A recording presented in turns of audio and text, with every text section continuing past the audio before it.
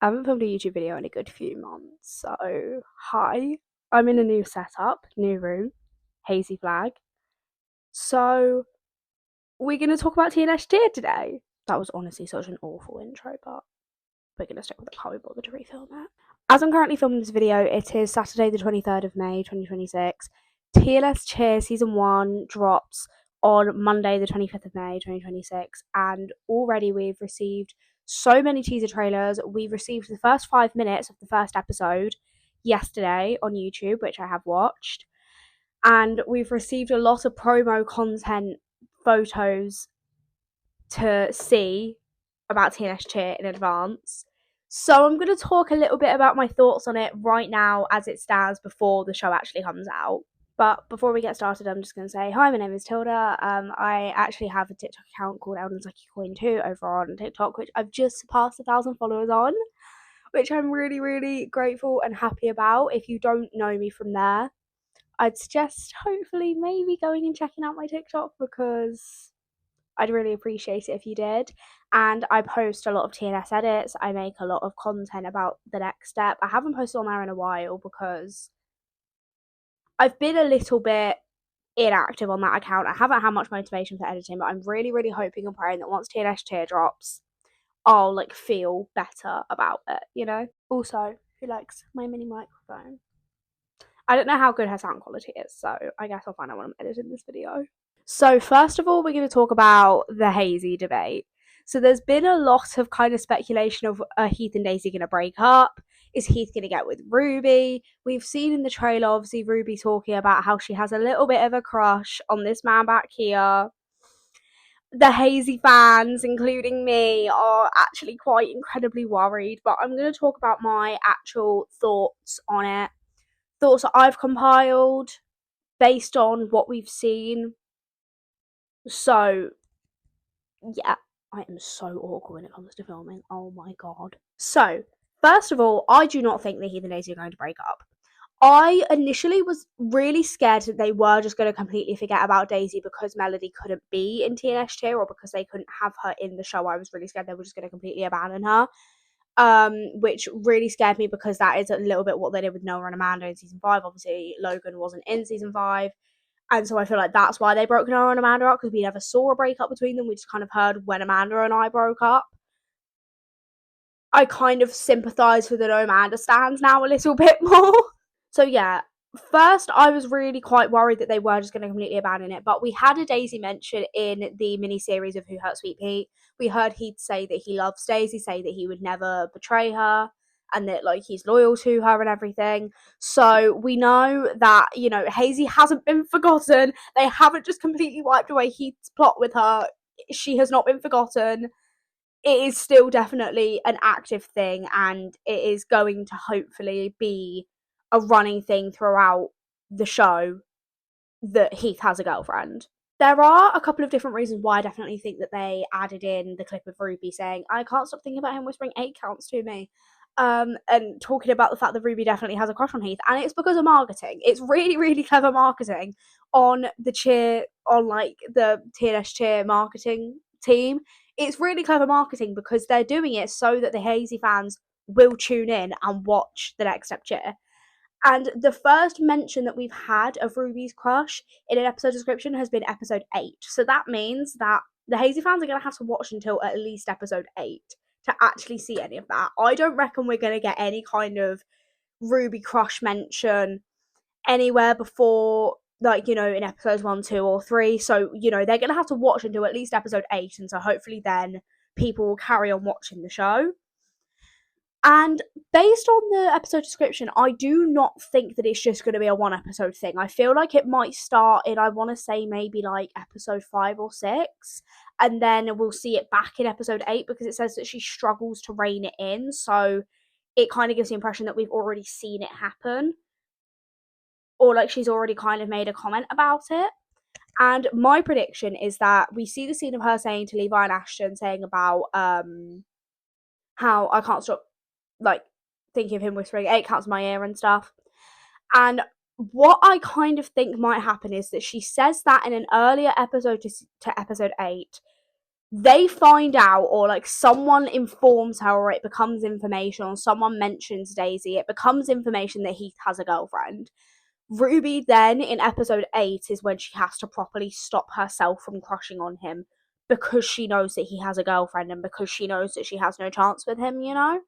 So that's just kind of what I think is gonna happen, or hopefully what I want to happen. I'm still incredibly, really quite scared, but it's okay. I mean, it's not okay because I will be absolutely hysterical if they do break them up, but you know, it's okay. So yeah, I definitely think that it is like a marketing move as to why they've included all of that in the trailer, and the fact that they've teased a Hazy breakup. I don't think they're going to break up. I don't think that they're going to have anything to do with that. And I have also seen, so shout out to Fangirls Only on TikTok, one of my besties. She said about how the whole thing about it saying that Ruby struggles to rein in her crush on Heath might mean something about the fact that she knows that she has to rein it in because she knows about Daisy. Next, I want to talk about Levi and Ashton. So we saw in the trailer, we've seen definite clips of the fact that, you know, we are probably definitely getting a relationship between the two of them. We saw in the first 5 minutes yesterday, when I watched the first 5 minutes, it literally said that, I can't remember, was it Ashton said that Levi, I can't remember who it was, which was which. I feel like it was Levi told Ashton that he had a crush on him, but he accidentally told him that he had a crush on him. He meant to send the message to his sister, but it went to the other one instead. I can't remember who it was, but now they haven't mentioned it, so we've already building up a solid relationship with those two. Like, you know, they are definitely going to get together, and because of what we found out about the fact that they're kind of a new power trio, I guess we could call them, with Levi, Ashton, and Ruby. I feel like that could definitely divide them a little bit if two of them start dating, because obviously that might be a bit awkward on Ruby because, you know, her two best friends are dating each other. It might not also be like that. It might just be, you know, cool, fun, slay, you know, all of that. But it also might not be like that, you know? But yeah, overall, I am really excited about the fact that we're having a relationship between two new characters as well, because I know that we've seen in the trailer some other stuff, and that is going to lead me very nicely into my next point. Let's talk about Jaxliv. Now, if you don't know what Jaxliv is, it's kind of like the new ship name that I feel like TNS8 made the ship name, but I can't remember like if it was just one that other people have like said. But I swear I remember her saying something about how she was going to start calling them Jaxliv.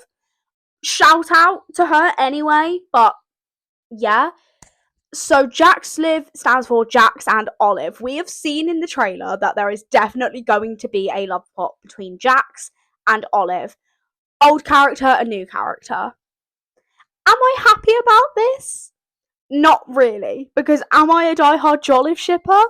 Yes. Now, if you're not already aware, Jolliffe stands for Jonah and Olive, and Jonah was obviously a character that was properly introduced to us in season 10. Him and Olive were really cute friends.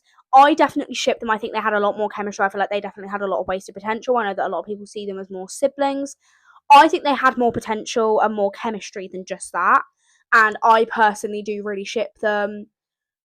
And I think it's just going to kind of break my heart a little bit seeing Jax and Olive get together, knowing about the fact that I'm going to forever mourn Jolliffe because of the fact that we didn't have them.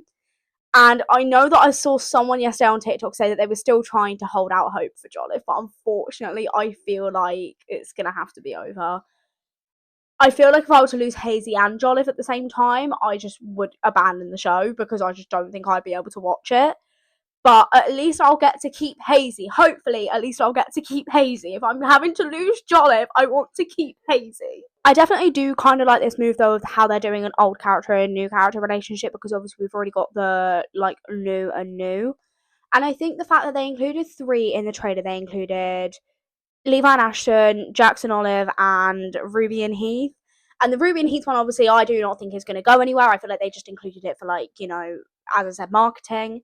But I definitely think that it was like, you know, including 3, and it's like a new, like 2 new characters, an old and a new character, and then a random crush plot that's not going to go anywhere with it. Like, you know, it's just going to stay as is, you know, or hopefully it's just going to stay as is. I keep accidentally tilting my camera the wrong way, so I'm really sorry if it's like perspective has changed, you know? And now let's talk about Coach Kenzie. Am I happy that Kenzie is in TNS tier? Absolutely, because I love Kenzie, and also it means that we get more of Emily's vlogs. I actually live for Emily's vlogs. Am I happy about the fact that she didn't leave TNS, or that she hasn't really left the TNS universe? Not really. As much as I absolutely love Miss Kenzie, like, you know, she's amazing. I love her. I just think that it was a little bit wasted for her to still be with the Next Step. You know, I know that calling it the Next Step tier, even though they're a different team, you know, like it's just Next Step characters, but it's a different team to the Next Step. But the fact that she's staying in the universe and we're seeing her still in the universe, I just feel like she's got a bit of wasted potential as a cheerleading coach, you know, like she was on tour with Freya in season 10 and she only came back to help with the brawl. I thought she left to be a professional dancer and now all of a sudden she's back and she's going to coach cheerleading. I am really happy that, like, you know, the coach is someone that we've seen before. It's a character that we've known to grow and love. But also, Edits by Ames on TikTok, I remember she told me one time on a FaceTime call that, and she made a really good point about this, we have seen Kenzie, we've not really seen Kenzie progress. Like, we have seen her progress, but she started already pretty high up. For example, having Heath in the show is alright because Heath started on, like, B Troop, where he just moved up to B Troop. He then made it to A Troop, but as an alternate. Then he kind of made it onto A Troop, but he also wasn't really on A Troop because he wasn't going to nationals. Then he was going to nationals, then internationals, and then he was going back to regionals, but he was kind of on the brawl team. And so we've seen very different vibes from Heath, and he started from basically nothing, and he's all the way grown up to be this really memorable and amazing character. Kenzie, as much as she didn't really have a plot in season 6 or 7, she already started on the highest team. She already started as a main character on A Troop. And it was just kind of a bit, I felt like she'd already overstayed her welcome in season 10, you know? Like, I felt like she should have just left in season 10. It would have been cool to see her back when Pete got injured, but I don't feel like she should have come back to do the brawl. I feel like she should have just stayed as, like, you know, she came back in episode 1. We find out what happened to her. She came back when Pete got injured, and that should have been it. And I definitely don't think that having her in the spin-off is going to do much justice. I just feel like it seems more that they're trying to cling on to the OG characters of TNS because they're worried that the new characters aren't going to bring as much attraction to the show. Obviously, that is not me saying in any way that I would not want Kenzie in the show because, like, you know, I'm really happy that we're getting her in the show because I love Emily, I love Kenzie. But I definitely just think that she has got a lot of wasted potential being a cheerleading coach, you know, and the fact that we found out her kind of backstory in season 6, the fact that she, like, I can't even remember what it was, but she was part of something and then she had to train in ballet and then she went to do this other stuff. We never heard anything about cheerleading, and then all of a sudden in the cheer teaser, we find out that apparently she was a cheerleader before she became a dancer. I do not know how I feel about that. I will say though, however, I really do like the fact that Kenzie's sister, Cammy, is in the show. I'm really, really excited to see Cammy because, like, first of all, she just seems really, like, sweet, like, you know, aw. And also, I'm really excited to see the dynamic between them because obviously we've seen a lot of family plots in the Next Step. But having, like, a character that's been there for many years, like a character that's been there since season 6, all of a sudden now having a sibling introduced, definitely seems a bit, like, interesting. And the fact I'm excited. I am excited to see Cammy and Kenzie together. And also I love that the actors are sisters in real life, you know, I think that's really cute. I absolutely love it when TNS do that, because, like, oh, it's adorable. Next, I'm going to talk about Layla and Jordan. So, obviously, Layla, when I first watched the little bit of the, like, teaser of the 5 minutes, I thought to myself, Layla's probably going to annoy me. She probably will annoy me on the first watch of the show. But I feel like I'm going to kind of misunderstand her character. I feel like her character is going to get very misunderstood because the fact that she does very much seem like a Rochelle variant. From what we've seen, it gives me the vibes of the fact that Jordan is a bit like Summer and Rochelle, and Layla is a lot like Rochelle. Especially in the fact that Layla has tried so hard for years. She's a bit of a try-hard when it comes to cheer, you know? Like, she has this legacy that she feels like she has to uphold, and yet Jordan is just a natural. And that is very much what it kind of felt like in season 6 with Rochelle and Summer, or in season 7 with Rochelle and Summer, where Summer came in, was just a natural, and Rochelle got really jealous of it. And the fact that, you know, it really upset Rochelle because she had this whole legacy. She'd worked so hard for all of these years to get where she was, and then all of a sudden this new girl came in. And I know that Jordan and Layla have been, like, you know, they're best friends, unlike Rochelle and Summer, they are best friends. And the fact that Jordan hasn't just come in, you know, like, she's been there for a while, but it does definitely give the vibes of the fact that, you know, Jordan is a natural, and she does seem like she is a better cheerleader than Layla is, and that's where there's a bit of a feud between them. And I just feel like Layla's going to annoy me, and the fact that it's really obvious that they're going to do a Layla jealousy plot with Olive, and the fact that she's going to be jealous of Olive. First of all, probably the fact that Olive will actually be really good at cheerleading because of her tumbling. And also, I just think that, like, she's going to get jealous of Jordan and Olive being friends. I definitely think that's already the vibe that we've seen in the trailer, is that she's jealous of Jordan and Olive's friendship that they currently have. And I just think that, you know, she's going to annoy me the first time that I watch her. I feel like I'm going to have to watch her back a couple of times before I actually properly understand her as a character. But I definitely do think I'm going into it with a relatively open mind, you know, like, I don't want to just start watching and think the worst about Layla and then just make myself hate her, you know, like, I'm going into it with a relatively open mind because anything could happen. I've only seen 5 minutes of the show, so anything could happen. I will also say, however, there has definitely been a little bit of inconsistency in the episode descriptions, because there was an episode description that stated earlier on, I think it was episode 3 or 4, they talked about how they needed a new cheer captain and how they were, like, you know, fighting for cheer captain. And then in a later on episode description, we find out who got cheer captain. So it does kind of feel a little bit like, did we need to put that in there already? Because that's just going to spoil the whole episode, you know? That's going to spoil who got it and everything, you know? Like, it's definitely... It's a little bit, like, inconsistent in the fact that it's like, well, did you want it to be a surprise of who got cheer captain? Because it doesn't seem like it's been a surprise, because of the fact that we find out in a later episode description who got cheer captain. And then I'm going to quickly talk about Ruby and Melody. Melody, when I first found out about, like, TNST and I found out about the characters and stuff, I said to myself, I reckon that Melody's going to end up being my favourite. I kind of claimed her as a character in a way, because I just kind of think that she is going to be amazing. I love the plot that they've drawn out for her so far, as the fact that, you know, she left to go to the rival team and then she came back. She seems a little bit, like, two-faced, a little bit, like... She seems a little bit like Amanda, but I don't think that she's going undercover, or she might be going undercover, I don't know. But she gives very much Amanda, Ariana, you know, like, they're very similar, you know, and it gives very much a vibe that I'm really quite excited to see, I think. Like, I'm excited to see Melody as a character, you know, I'm excited to get introduced to Melody as a character. And then as for Ruby, as much as I hate to say it, okay, and this is like, obviously, I said I'm going into it with an open mind and everything. From the first 5 minutes, what I've seen, I really do like Ruby as a character. Like, I do think that I'm going to like her. From what I've seen right now, she does seem like a bit of a pick-me. Like, I'm not gonna lie, she seems a bit pick-me. Like, I'm sorry, because I'm probably gonna end up watching the show and she's gonna end up being my favourite and I'm gonna defend her with my life, you know? Like, she's probably gonna end up being my new favourite character. But just based on what I've seen, and this is completely aside from the Heath and Daisy thing, like, this is me, I'm not telling myself that I don't like Ruby because of the Heath and Daisy thing, you know? Like, it's nothing to do with that. It just seems like she gives a bit pick-me vibe. Yeah, I don't know really what it is about her, but there's just something that is, yeah. So, I don't really know how I feel about that. I will just say, however, I do feel like I'm gonna really enjoy all of Ruby's lines because her voice is so satisfying. Like, oh my god. Her voice is so satisfying.